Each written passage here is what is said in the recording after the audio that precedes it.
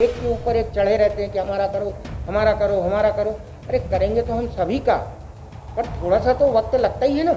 हमारे विक्टोरिया अस्पताल में स्टाफ की कोई कमी नहीं है, पर कभी कभार आदमी कमी आ जाती है तो हम उसको आउटसोर्स से लेके उस कमी को हम पूरा कर देते हैं। यहाँ पे ये भी शिकायतें हैं कि यहाँ ऑक्सोमीटर, शुगर लेवल जांचने वाले मीटर सब खराब हैं। मध्य प्रदेश शासन से हमको मिले हैं और ये सभी अच्छे हैं, आप चल के स्टोर में देख सकते हैं। जो शासन की नीति है उसी के अनुरूप हम कार्य कर सकते हैं। जो शासन हमको निर्देश देगा वही हम उसका फॉलो करेंगे। लोकनीति आज कोविड वार्ड के सरकारी अस्पताल विक्टोरिया में मौजूद है और हम इन सभी विषयों पर चर्चा करेंगे civil surgeon doctor CB Arora से। दूसरे हॉटस्पॉट शहरों की तर्ज पर मॉर्टेलिटी रेट की तरफ भी जबलपुर जा रहा है, तो क्या ऐसा माना जाए कि हम उसकी प्रतीक्षा कर रहे हैं? हम उसकी प्रतीक्षा तो बिल्कुल नहीं कर रहे हैं।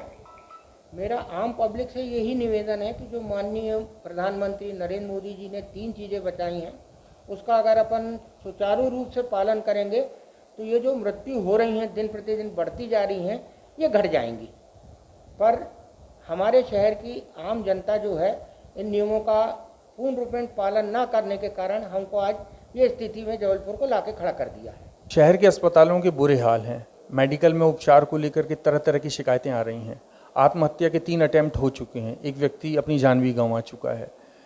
क्या वजह है कि स्वास्थ्य विभाग इन सब चीज़ों को नज़रअंदाज कर रहा है? स्वास्थ्य विभाग इन सब चीज़ों को बिल्कुल नज़रअंदाज नहीं कर रहा है, पर जो एक मरीज के मन में कोविड के प्रति जो विचार आ जाते हैं, वो विचार इतने कष्टदायक होते हैं कि उसको आत्महत्या के लिए प्रोत्साहित कर देते हैं।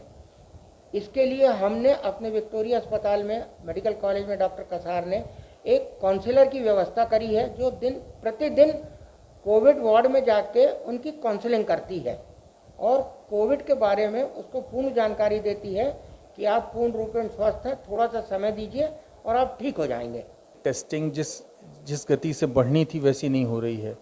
बहुत सारे एसिम्टोमेटिक जिंदा बम के रूप में शहर में घूम रहे हैं। क्या कारण है कि टेस्टिंग बढ़ाई नहीं जा रही?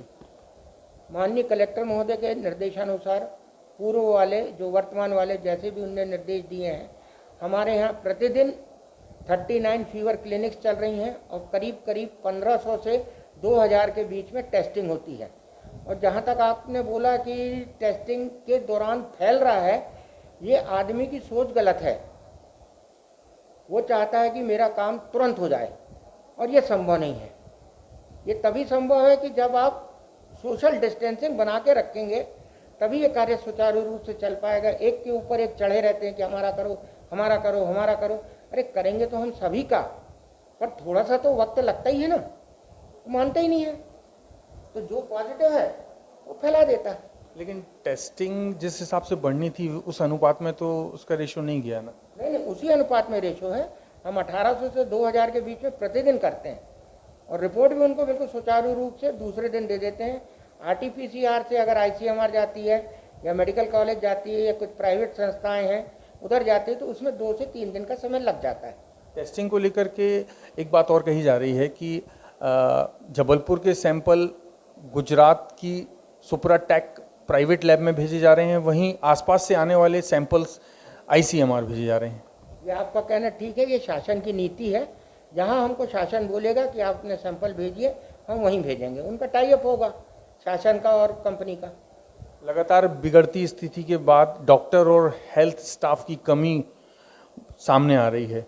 ऐसा भी कहा जा रहा है कि मेडिकल में जो स्टाफ है, बहुत सारे लोग लीव में भी हैं। इसको लेकर के कुछ कवायदें की जा रही हैं क्या?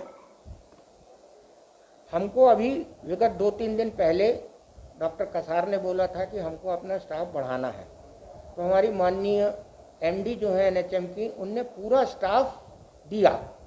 अब उनका फर्ज है कि अपने अस्पताल को वो स्टाफ को बुला के सुचारू रूप से चलाएं। हमारे विक्टोरिया अस्पताल में स्टाफ की कोई कमी नहीं है, पर कभी कभार आदमी कमी आ जाती है तो हम उसको आउटसोर्स से लेके उस कमी को हम पूरा कर देते हैं। मेडिकल में भी तो कमी दिख रही है ना? मेडिकल को डॉक्टर कसार चलाते हैं, जो डीन है, ये उनके ऊपर है कि वो कैसा चलाएं। हमारे ऊपर जो है माननीय मुख्य चिकित्सा एवं स्वास्थ्य अधिकारी हैं, वो बिल्कुल कर्मठ कार्य करता है। मैं सिविल सर्जन हूँ, दोनों का सहयोग आपस में एक दूसरे के प्रति पूर्ण रूपेण है। मुझको कोई कष्ट होता है तो मैं उनको बता देता हूँ, उनको कोई कष्ट होता है तो वो मेरे से पूछ लेते हैं। पर हमारे विक्टोरिया की जो जितनी भी व्यवस्थाएं हैं बिल्कुल सुचारू रूप से चल रही हैं। अगर विक्टोरिया की बात की जाए तो यहाँ पे ये भी शिकायतें हैं कि यहाँ ऑक्सोमीटर, शुगर लेवल जांचने वाले मीटर सब खराब हैं। इनको लेकर क्या कहेंगे? नहीं, ये कहना आपका बिल्कुल गलत है कि खराब है। मध्य प्रदेश शासन से हमको मिले हैं और ये सभी अच्छे हैं, आप चल के स्टोर में देख सकते हैं। लेकिन उनकी रिपोर्ट्स तो सही नहीं आ रही, कभी कुछ रिपोर्ट्स आती हैं, कभी कुछ आती हैं। नहीं नहीं, देखिए क्या है, ये तो इलेक्ट्रॉनिक आइटम है, कभी वो 94 बताता है, कभी 96 बताता है, कभी 92 बताएगा, इलेक्ट्रॉनिक आइटम है। पर जो जिस टाइम हमने उसको लगाया उस टाइम उसका ऑक्सीजन सेचुरेशन कितना था वो आप देख लीजिए। पर जो कोरोना से ग्रसित मरीज है उसको टेंशन इतना रहता है दिमाग में कि वो हर आधे घंटे में उंगली में फंसा लेता है देखने के लिए, और फिर बोलता है देखो मैडम ये 90 हो गई, मेरे को ऑक्सीजन लगा दो। अरे 10 मिनट बाद तुम लगाओगे तो 96 हो जाएगी, फिर बोलोगे ऑक्सीजन निकाल दो। ये एक भय है उसके मन में कि कोरोना हो गया, कोरोना हो गया, कोरोना हो गया। एक बात और चल रही थी कि भोपाल के चिरायू अस्पताल की तर्ज में सुखसागर हॉस्पिटल को कोविड हॉस्पिटल पूरी तरह से कन्वर्ट करके और अनुदान जो सरकार वहाँ दे रही है वहाँ मुफ्त इलाज की सुविधा शुरू की जाए। इसको लेकर के कुछ स्वास्थ्य अमला मंथन कर रहा है क्या? जहाँ तक अपना सुखसागर का पूछने का है आपका, ये जो शासन की नीति है उसी के अनुरूप हम कार्य कर सकते हैं। जो शासन हमको निर्देश देगा वही हम उसका फॉलो करेंगे।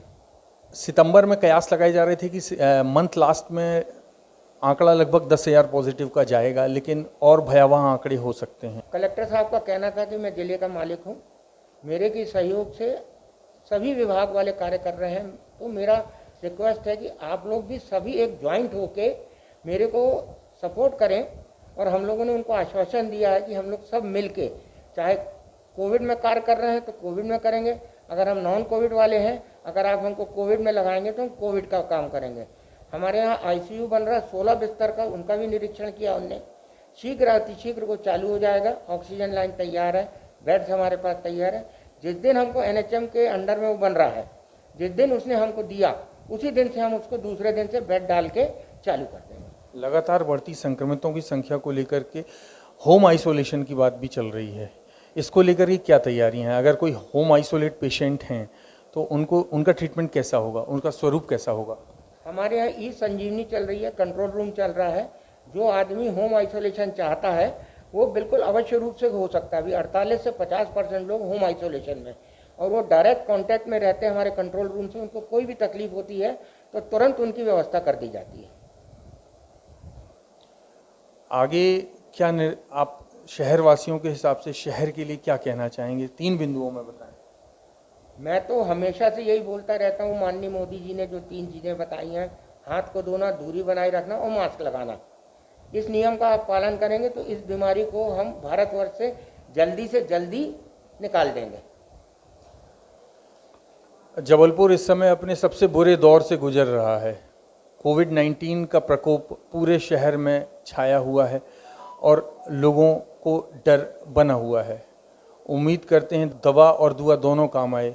लोकनीति से अपने साथी मुकेश झा के साथ मैं तरुण मिश्र।